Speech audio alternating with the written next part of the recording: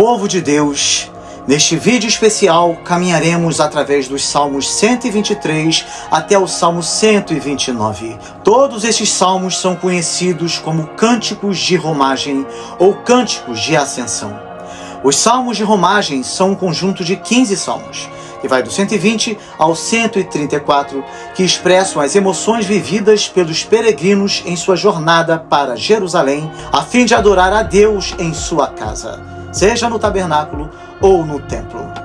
Esses salmos refletem uma variedade de sentimentos e experiências que os peregrinos enfrentavam em sua viagem. Nós já falamos sobre os 3 primeiros salmos de romagem e hoje caminharemos muito mais. Parece provável que todos esses 15 salmos de peregrinação, também chamados de cânticos de peregrinação ou cânticos dos degraus, que vão do Salmo 120 ao 134, foram compostos ou pelo menos compilados pelo mesmo escritor, e como alguns deles são certamente da autoria de Davi, então muitos atribuem a autoria de todos estes salmos a Davi. Isso pode parecer algo contraditório à primeira vista, pois o templo de Jerusalém, para onde os peregrinos iam, só foi construído durante o reinado de seu filho Salomão. No entanto, essa aparente contradição pode ser entendida de algumas formas. Embora Davi não tenha construído o templo, ele preparou o terreno para sua construção. Ele reuniu materiais e organizou os levitas e os músicos para o culto que ocorreria no templo, como nos ensina o primeiro livro de Crônicas, capítulo 22, do 2 ao 5, e o capítulo 23 ao capítulo 26. Assim, ele poderia ter composto hinos em antecipação às futuras peregrinações que seriam realizadas após a construção. Além disso, durante o reinado de Davi, o tabernáculo, um santuário móvel, ainda estava em uso como centro de adoração. Falamos recentemente sobre o tabernáculo e toda a sua simbologia num vídeo espetacular que você precisa assistir. Vocês verão como toda a construção do tabernáculo nos remonta à própria criação do cosmos e que todos os utensílios apontavam para a obra redentora na pessoa do Messias vindouro, nosso Senhor Jesus Cristo. Assistam a este vídeo.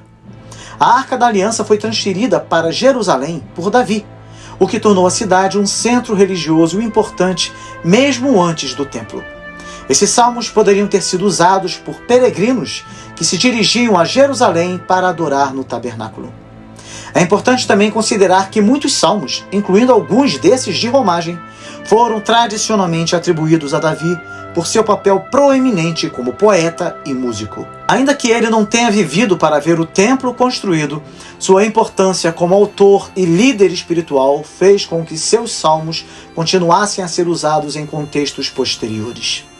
Também é bastante possível que alguns desses salmos tenham sido compostos por autores anônimos após a construção do templo, mas tenham sido atribuídos a Davi em função de sua importância na tradição de composição de salmos e sua associação com a adoração em Israel. Portanto, a atribuição dos salmos de romagem a Davi não se refere necessariamente ao uso específico deles no templo construído, mas sim à sua função mais ampla na adoração e peregrinação que existia antes do templo e foi formalizada posteriormente. Vamos analisar estes salmos considerando o contexto teológico e histórico, trazendo os dados arqueológicos relevantes e oferecendo exemplos práticos para a nossa vida diária. Prepare o seu coração, pois depois de nossa análise, nós iremos orar. Deem o like de vocês agora e façam o seguinte comentário: Senhor, conduza-me em teus caminhos, hoje e sempre. Este comentário é uma expressão da sua fé em Deus. E essa é uma forma de você testemunhar publicamente a sua confiança em Deus. Quando olhamos para o Salmo 123, encontramos uma oração de profunda confiança e dependência de Deus. O salmista começa com um gesto simbólico que representa toda a sua esperança e fé. Ele levanta os olhos para os céus, para o Deus que habita acima de todas as coisas. Vejam só o que nos diz este maravilhoso salmo. Para ti levanto os meus olhos, a ti que ocupas o teu trono nos céus. Assim como os olhos dos servos estão atentos à mão de seu senhor, e como os olhos das servas estão atentos à mão de sua senhora, também os nossos olhos estão atentos ao Senhor, ao nosso Deus, esperando que Ele tenha misericórdia de nós. Misericórdia, Senhor, tem misericórdia de nós. Já estamos cansados de tanto desprezo. Estamos cansados de tanta zombaria dos orgulhosos e do desprezo dos arrogantes. Esse movimento de olhar para cima reflete a rendição e a certeza de que somente de Deus pode vir o nosso socorro. Esse salmo destaca que em tempos de provação e zombaria, a alma piedosa sabe a quem recorrer. Assim como os servos olham para as mãos de seus senhores, esperando proteção e provisão, o salmista confia que Deus estenderá sua mão no momento certo. Essa dependência total do Senhor, enfatizada neste salmo, pode ser aplicada de forma prática às nossas vidas hoje. Vivemos tempos de aflição, onde muitas vezes somos alvo de desprezo, especialmente como cristãos em um mundo secularizado. O que o salmista experimenta aqui, de ser alvo de zombarias e escárnios, é uma realidade que ainda enfrentamos. Contudo, o exemplo que ele nos dá é o de manter os olhos fixos no Deus Todo-Poderoso, aguardando seu agir com paciência e fé. Isso nos lembra que essa confiança não é passiva, mas ativa, requerendo de nós uma disposição contínua de esperar no Senhor. Historicamente, essa súplica de ajuda reflete o contexto de um povo oprimido e cercado por inimigos. Arqueologicamente, descobertas em sítios antigos em Israel, como Jerusalém e cidades ao redor, mostram que o povo de Deus muitas vezes estava sob ameaça e zombaria de nações pagãs ao redor. O olhar elevado para os céus, que o salmista menciona, se diferencia das práticas idólatras das nações vizinhas, que olhavam para ídolos terrenos.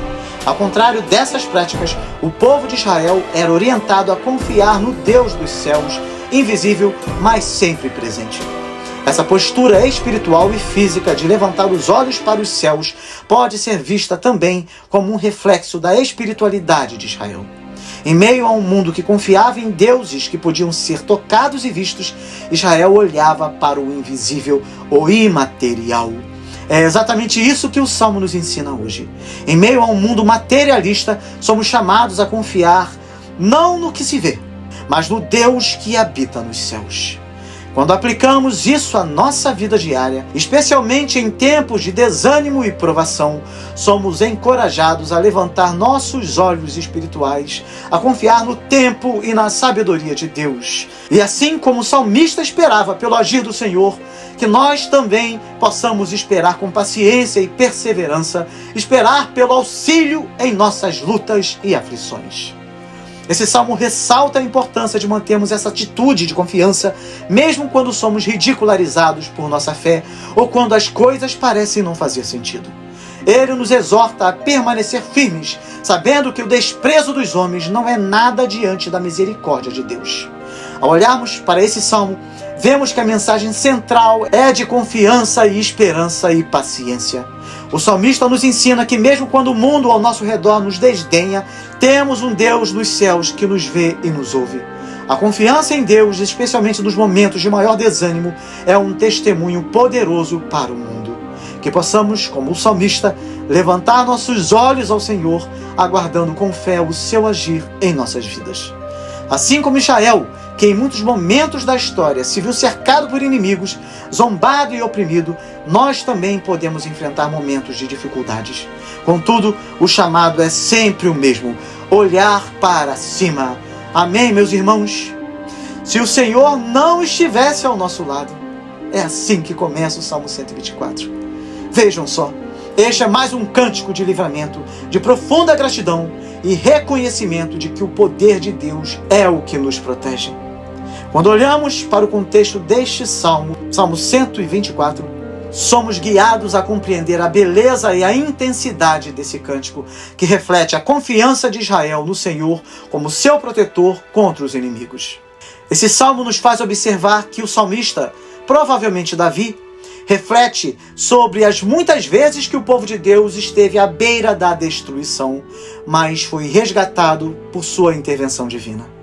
No primeiro versículo que eu acabei de citar, se não for o Senhor que esteve ao nosso lado, somos chamados a meditar na graça de Deus que age em favor de seu povo.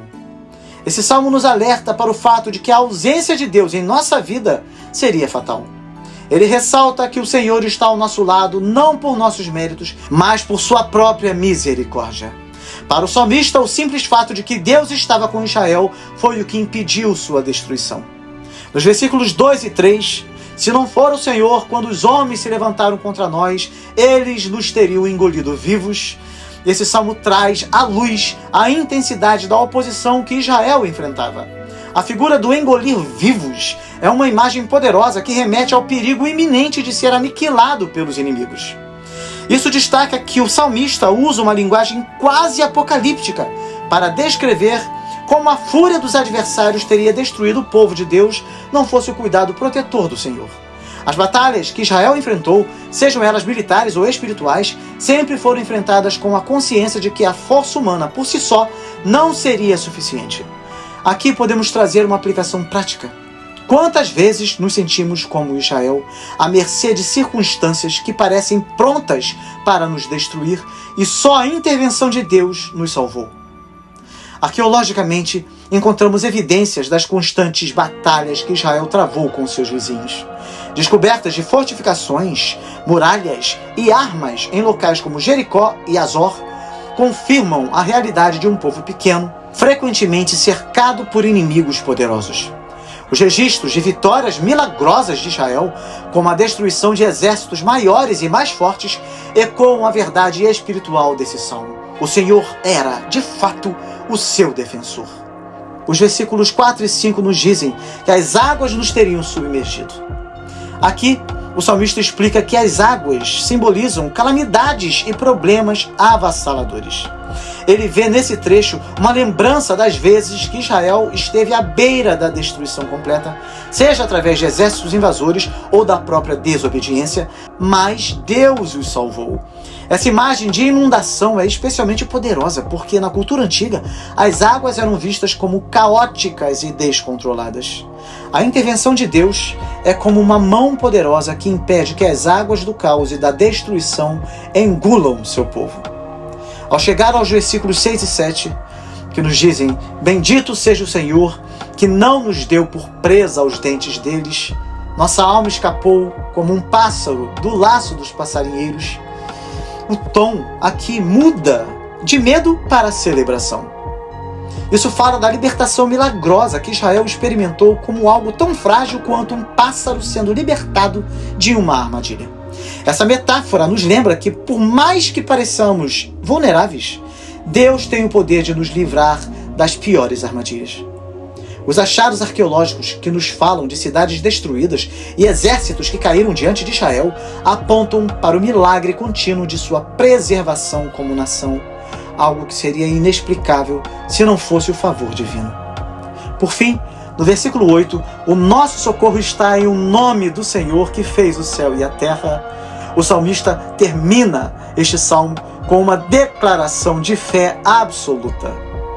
O socorro de Israel não estava em alianças políticas, em exércitos ou em muralhas de pedra. Ele estava no Senhor, o Criador de todas as coisas. Para nós, esta é uma lembrança constante de que, em meio a qualquer tribulação ou inimigo, nosso auxílio vem do Senhor, que não apenas criou o mundo, mas governa sobre ele. Ao aplicar esse salmo em nossa vida hoje, podemos nos lembrar das vezes em que, assim como Israel, sentimos que não havia saída, que as águas da calamidade estavam prestes a nos submergir, mas como salmista podemos olhar para trás e ver que o Senhor estava ao nosso lado, nos protegendo, nos guiando e nos libertando. Seja em batalhas espirituais, financeiras, relacionais ou de saúde, o Salmo 124 nos convida a confiar no Deus que nos livra das garras dos nossos inimigos visíveis e invisíveis, assim como fez por Israel há milhares de anos. Este salmo é um testemunho eterno de que, se não fosse o Senhor, não teríamos sobrevivido. Glória a Deus. Vejam só, meus irmãos, os que confiam no Senhor são como um monte de Sião, que não se abala, mas permanece para sempre. Essa abertura do Salmo 125 nos oferece uma metáfora poderosa. Aqueles que confiam no Senhor são comparados ao Monte Sião, a montanha sagrada que se ergue como um símbolo de permanência e estabilidade. Na época em que este salmo foi escrito, Sião era o centro da adoração em Israel, o local onde o templo de Deus estava localizado. Os estudiosos que exploraram a geografia e a arqueologia da região de Jerusalém confirmam a força e a solidez do Monte Sião, o que reforça a imagem espiritual de uma fé inabalável. O salmista nos chama a refletir sobre o significado de confiar em Deus, comparando essa confiança a algo firme e duradouro, algo que as tempestades do tempo não podem derrubar. E assim ele continua: assim como em redor de Jerusalém estão os montes, assim o Senhor está em redor do seu povo, desde agora e para sempre. A topografia de Jerusalém revela que a cidade é cercada por montanhas, o que oferecia uma proteção natural contra os inimigos. Da mesma forma, Deus é a proteção constante de seu povo. Jerusalém era mais que um centro religioso. Ela simbolizava a segurança e a presença de Deus. Isso nos dá uma visão prática de que, em meio às pressões e dificuldades da vida, somos cercados pela proteção divina, assim como os montes cercam a cidade santa. Nos dias de hoje, essa imagem pode ser aplicada à vida cristã como uma metáfora da proteção invisível de Deus. Podemos não ver fisicamente os montes ao nosso redor, mas espiritualmente estamos protegidos por uma presença constante e vigilante. Em tempos de crise, quando nos sentimos atacados por medos ou desafios, o salmista nos lembra de que Deus nos cerca com segurança inabalável. A arqueologia confirma que as defesas naturais de Jerusalém davam aos seus habitantes uma confiança particular em tempos de guerra. De forma semelhante, aqueles que confiam no Senhor encontram uma segurança que transcende o visível. Amém, meus irmãos? O versículo 3 nos diz assim: porque o cetro da impiedade não permanecerá sobre a sorte dos justos, para que o justo não estenda as suas mãos para a iniquidade.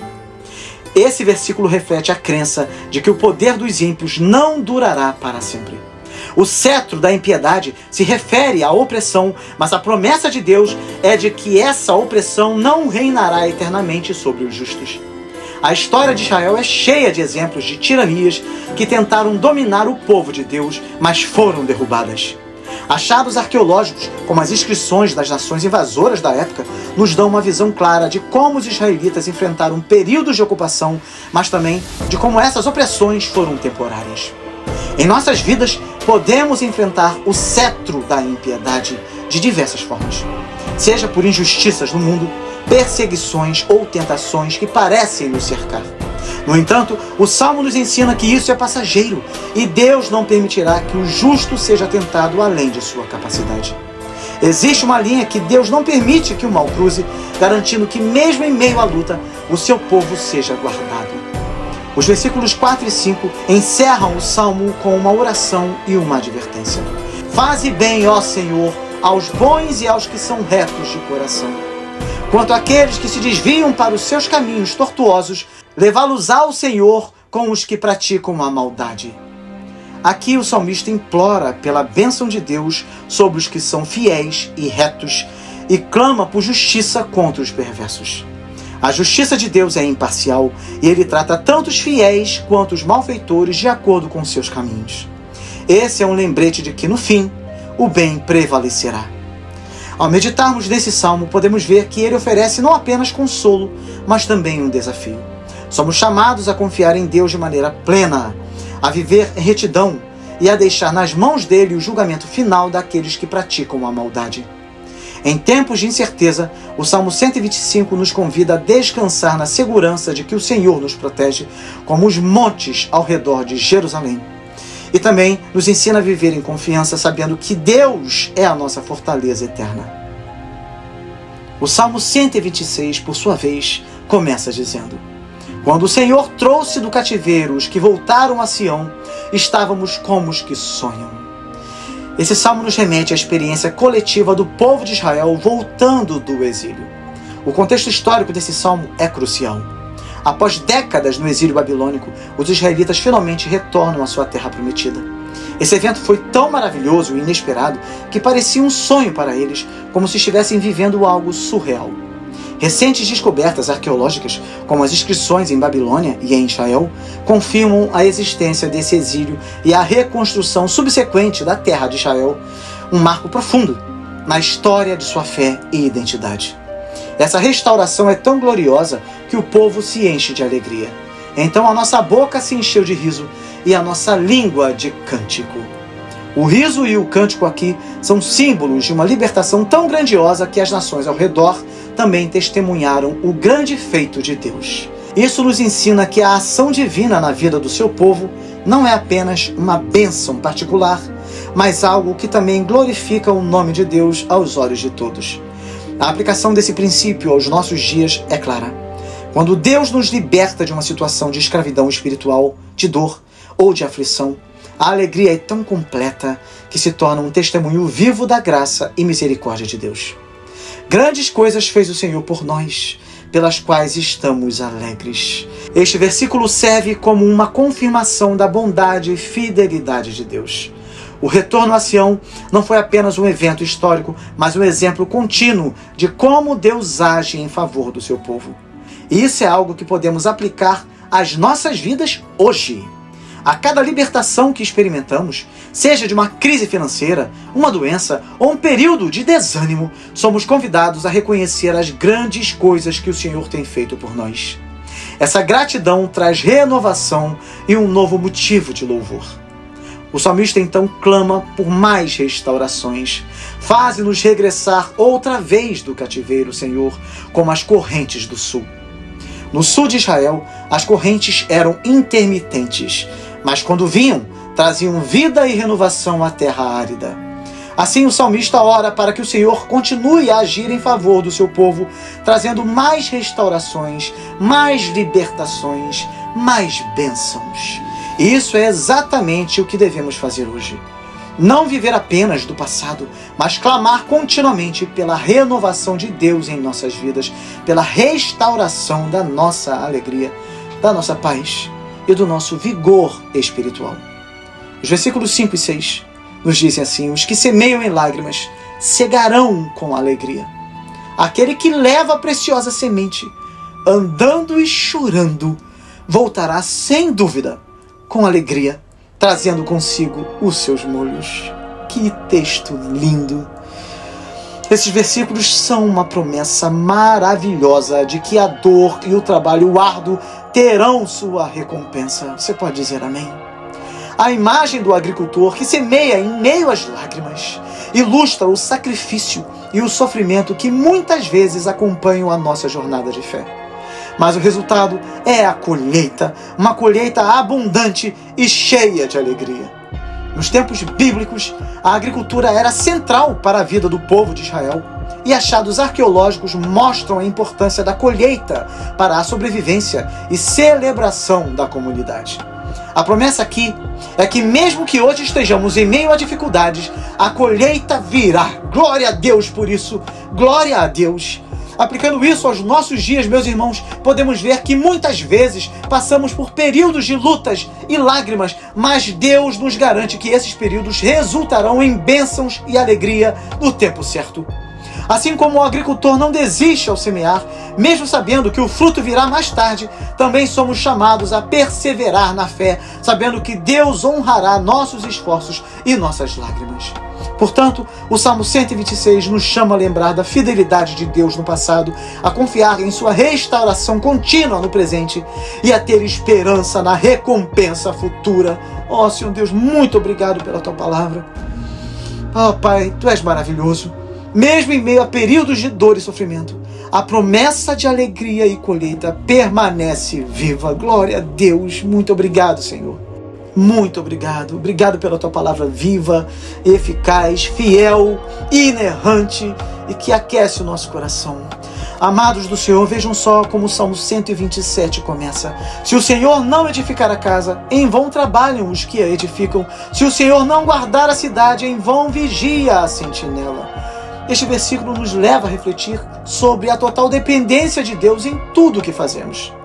Aqui A casa não se refere apenas a uma construção física, mas pode ser entendida como uma família, uma nação ou qualquer empreendimento humano.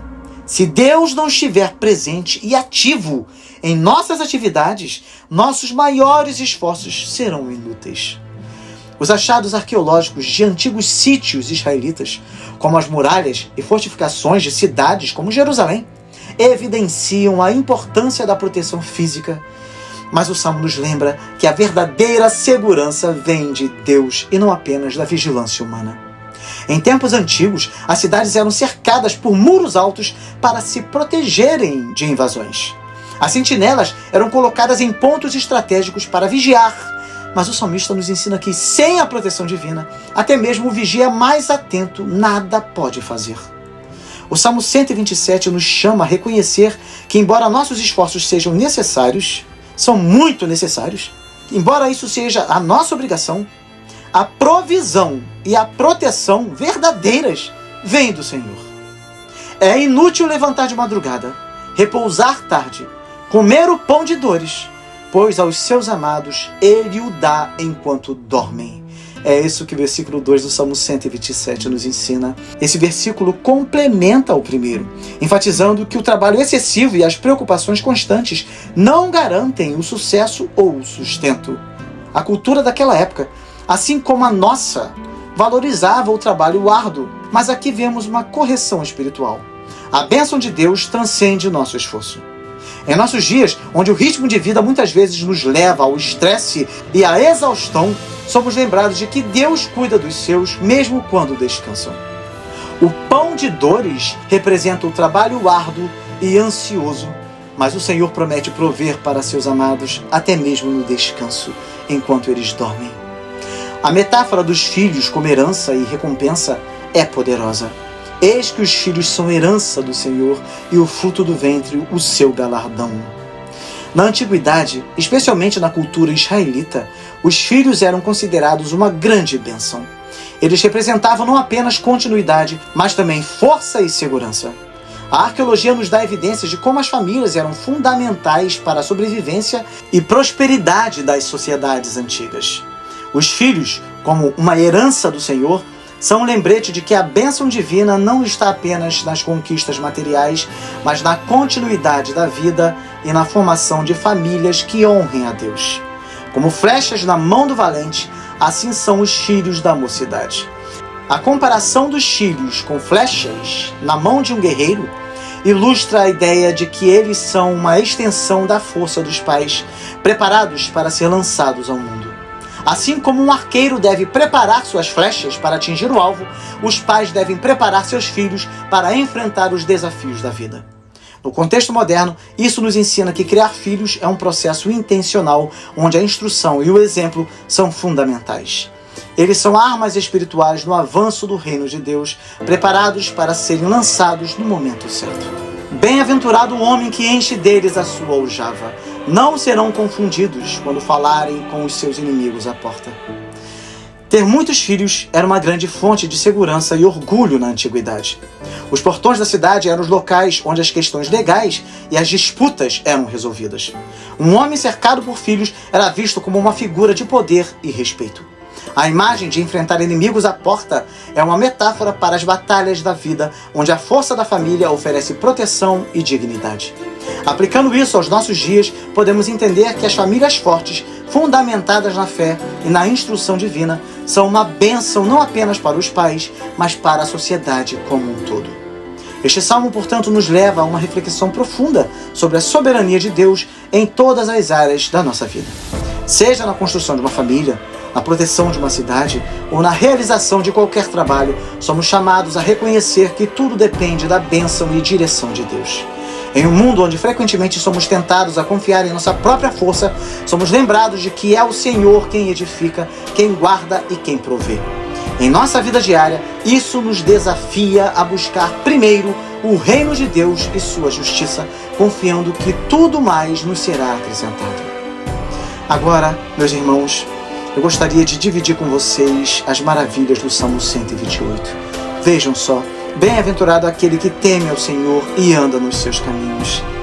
Esse versículo abre com uma promessa de bênção para aqueles que temem a Deus e seguem seus mandamentos. Aqui o temor não é um medo aterrorizante, mas um respeito profundo e reverente por Deus. Andar nos caminhos do Senhor é viver em obediência, alinhando nossas ações e decisões com a vontade divina. A Bíblia é clara ao prometer que quem vive dessa maneira será abençoado. A arqueologia nos mostra que nações antigas que mantinham uma vida de moralidade e fidelidade eram mais estáveis e prósperas, refletindo essa verdade bíblica de que a obediência a Deus traz consequências positivas tanto no nível individual quanto comunitário. Pois comerás do trabalho das tuas mãos, feliz será e te irá bem. Esse versículo reforça a ideia de que aqueles que vivem de acordo com os mandamentos de Deus desfrutarão dos frutos do seu trabalho. A agricultura e o trabalho manual eram centrais na vida de Israel, e esse versículo reflete a alegria de colher o resultado do esforço honesto. O texto promete que os que temem ao Senhor não apenas terão sustento, mas encontrarão felicidade em seu trabalho. Nos dias de hoje, isso nos lembra que o verdadeiro contentamento vem não apenas do que ganhamos, mas do reconhecimento de que nossas bênçãos vêm de Deus. Tua mulher será como a videira frutífera no interior da tua casa, teus filhos como plantas de oliveira ao redor da tua mesa. Este é um relato da bênção familiar. A videira e a oliveira eram símbolos de prosperidade e paz em Israel. A videira, produzindo vinho, era símbolo de alegria, enquanto a oliveira, com sua longa vida e resiliência, representava estabilidade e paz. Na vida cotidiana da antiguidade, a mulher era vista como a força vital do lar e os filhos como herança e segurança. Esses símbolos mostram como Deus abençoa a família daqueles que o temem. Assim como os arqueólogos encontraram relevos antigos mostrando a importância da videira e da oliveira, essas imagens continuam a ressoar hoje quando buscamos paz e prosperidade em nossos lares. Assim será abençoado o homem que teme ao Senhor. O Salmo reforça a ideia central de que as bênçãos de Deus estão reservadas para aqueles que o respeitam e seguem seus caminhos. Essa bênção é abrangente e atinge todas as áreas da vida: trabalho, família e paz pessoal. A aplicação prática desse versículo em nossos dias é clara: o temor do Senhor é o caminho para uma vida abençoada. Devemos lembrar que a bênção divina nem sempre significa riqueza material, mas uma paz interior e uma vida plena no propósito de Deus.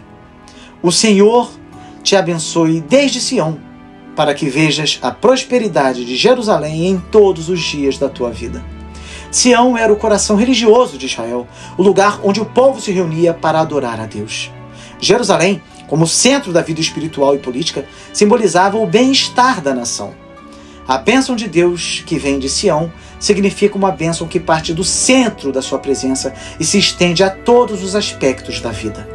Nos tempos bíblicos, o bem-estar de Jerusalém era sinônimo de paz e prosperidade para toda a nação. Nos dias de hoje, a aplicação dessa bênção pode ser entendida como a extensão das bênçãos de Deus para além do nosso lar, influenciando nossa comunidade e nação. E vejas os filhos de teus filhos, paz sobre Israel. O desejo de ver os netos é uma expressão de longevidade e continuidade. Na cultura israelita, viver para ver os filhos dos filhos era sinal de uma vida abençoada e de uma família forte. A paz sobre Israel, no final do salmo aqui, destaca que a bênção pessoal está ligada ao bem-estar da nação como um todo. Em tempos de guerra e conflito, esse versículo expressava um anseio profundo por estabilidade e tranquilidade. Hoje buscamos essa mesma paz, não apenas em nossas famílias, mas em nossa sociedade. Este salmo nos ensina que a verdadeira prosperidade vem de Deus. Embora os esforços humanos sejam importantes, é a bênção do Senhor que realmente traz plenitude. As descobertas arqueológicas, como as muralhas de Jerusalém e os antigos presságios de bênçãos encontrados em inscrições israelitas, confirmam a importância da fé e do temor a Deus na vida daqueles que buscaram viver conforme a sua vontade. Nos dias de hoje, somos convidados a refletir sobre a centralidade de Deus em nossas vidas, sabendo que ao temê-lo e ao seguir seus caminhos, experimentaremos sua bondade em todas as áreas da nossa vida. Agora, povo de Deus, chegamos ao Salmo 129, o último dos salmos a ser analisado hoje. Vejam só o versículo 1 e 2. Ora, digam, Israel, muitas vezes me angustiaram desde a minha mocidade, contudo não prevaleceram contra mim. O salmo inicia com um lamento coletivo, onde Israel reflete sobre a longa história de opressão que sofreu desde sua juventude como nação. A expressão mocidade remete aos primeiros anos de Israel como povo escolhido, desde o tempo em que era escravo no Egito, passando por diversas perseguições ao longo da história.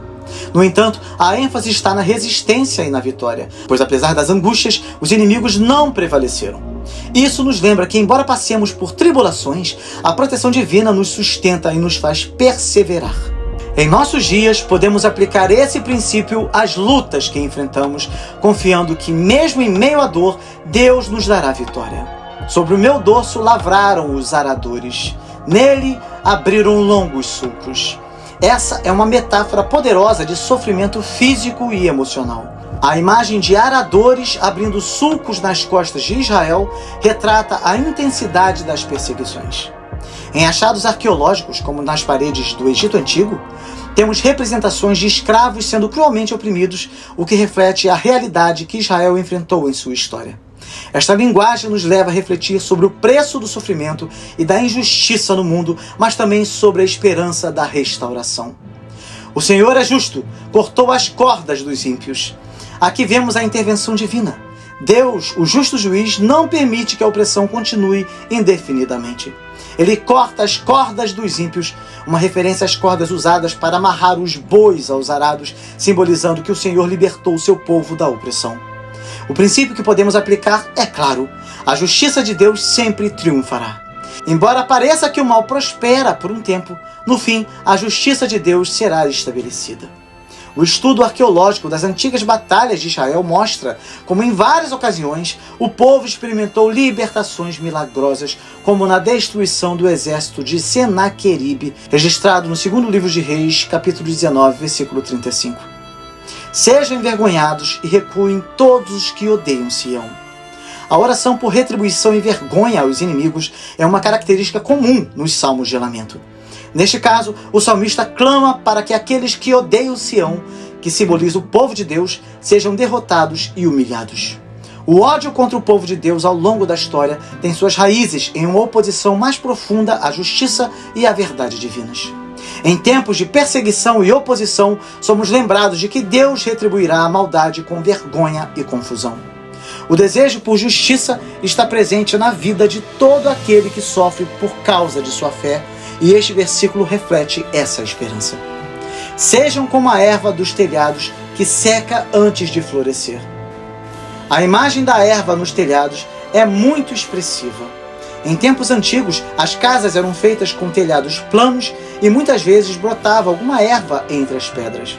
No entanto, essa erva não tinha profundidade nem raiz, secando rapidamente ao sol. Da mesma forma, o salmista deseja que os inimigos de Israel tenham um destino semelhante, que seus esforços sejam infrutíferos e pereçam rapidamente.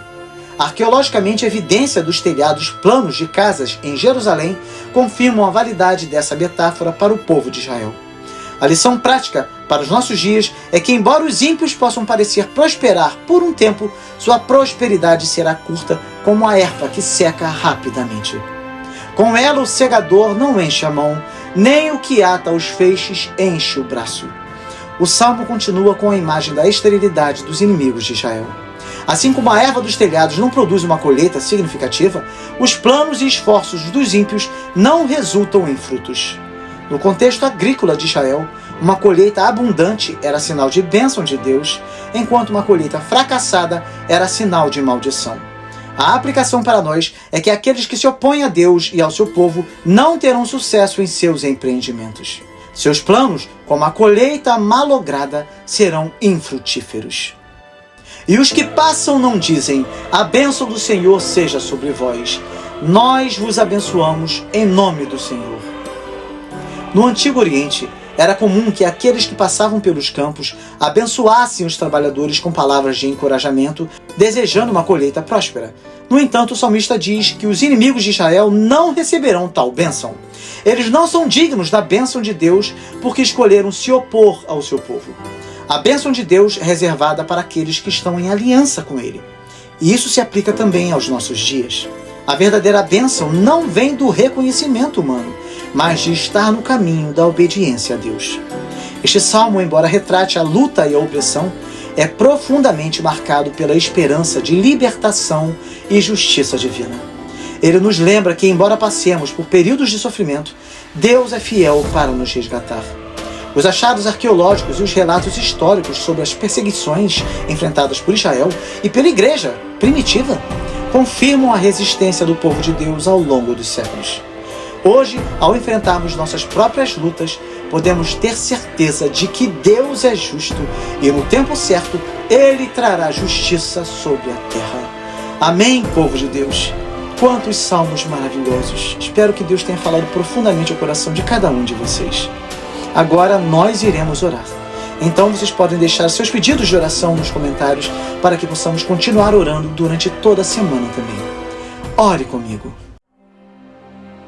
Senhor Deus Todo-Poderoso, elevamos nossos olhos a Ti. Ó Deus, depois da análise de todos esses salmos, aprendemos, Pai, e desejamos pedir a Ti como os salmistas fizeram, em busca de socorro e misericórdia. Sabemos que Tu és o nosso único refúgio e proteção, aquele que está sentado no céu e governa sobre toda a terra. Clamamos a Ti com corações humildes pelas bênçãos em cada área de nossas vidas e em nossa nação. Concede, ó Deus, sabedoria aos nossos governantes, para que a justiça prevaleça em nossa terra, como o Senhor nos ensina nos Salmos, que Tu és a nossa justiça e força. Que a segurança pública seja estabelecida, livrando-nos de todo o mal e protegendo-nos da violência, assim como proteges o Teu povo ao longo dos séculos. Pedimos pela nossa saúde e pela cura daqueles que estão enfermos, que o Teu poder restaurador alcance cada doente, fortalecendo os corpos e renovando os corações. Pedimos também por sabedoria e empenho no campo da educação, que a nossa cultura seja enraizada na verdade e no conhecimento e que nossos jovens sejam formados com valores sólidos e compromisso com o bem. Ó Senhor, olha para a nossa economia. Rogamos por aqueles que estão desempregados e enfrentam dificuldades financeiras. Que Tu sejas o nosso provedor, abrindo portas de emprego e prosperidade para cada lar, conforme prometeste abençoar o trabalho das nossas mãos. Abençoa, Pai, as nossas famílias e amigos. Que haja unidade, amor e paz entre nós, sustentados pela Tua graça, assim como prometes nos cercar com o Teu favor. Fortalece os laços familiares e faz com que os nossos lares sejam lugares de refúgio e harmonia, assim como Jerusalém é o lugar de paz para o Teu povo. Intercedemos, Senhor, pela igreja perseguida, que aqueles que sofrem por causa do Teu nome sejam fortalecidos, sustentados pela Tua mão poderosa. Que os países em conflito e as nações que enfrentam catástrofes naturais sintam a Tua presença e experimentem a paz que só Tu podes dar. Por fim, oramos pelos nossos trabalhos, pelos projetos e pelos sonhos que colocamos em Tuas mãos. Que todas as nossas ações sejam para a Tua glória. E mesmo em meio às dificuldades políticas e sociais, confiamos que o Senhor está no controle de todas as coisas e que no tempo certo nos farás florescer em segurança. Obrigado, Senhor, porque, como os salmistas cantam, Tu és fiel, és nossa ajuda e nosso protetor, desde agora e para sempre. Amém. Glória a Deus, amados do Senhor, glória a Deus. Antes de sair do vídeo, eu peço que cada um de vocês deixe um like, por favor, façam isso. E se desejarem, como já falei, deixe o pedido de oração ou de agradecimento de vocês aí nos comentários, tá bom? Mas eu peço principalmente que cada um de vocês compartilhe esse vídeo com alguém importante aí para você, tá bom? Que cada um de nós possa sempre ser um instrumento de Deus na vida daqueles que nos cercam. Se você ainda não se inscreveu aqui no canal, esse é o momento. Ao se inscrever, o YouTube vai registrar o seu nome e toda vez que eu orar pelos inscritos, você vai estar incluído. E além disso, é claro, é necessário que você se inscreva para que você continue recebendo o nosso conteúdo e tenha a oportunidade de estudar a Bíblia e a história do cristianismo em ordem cronológica aqui conosco. Uma exclusividade aqui do canal, a Bíblia toda. Então, inscreva-se no canal, tá bom? Que Deus te abençoe muito e até o próximo vídeo com a graça de Deus.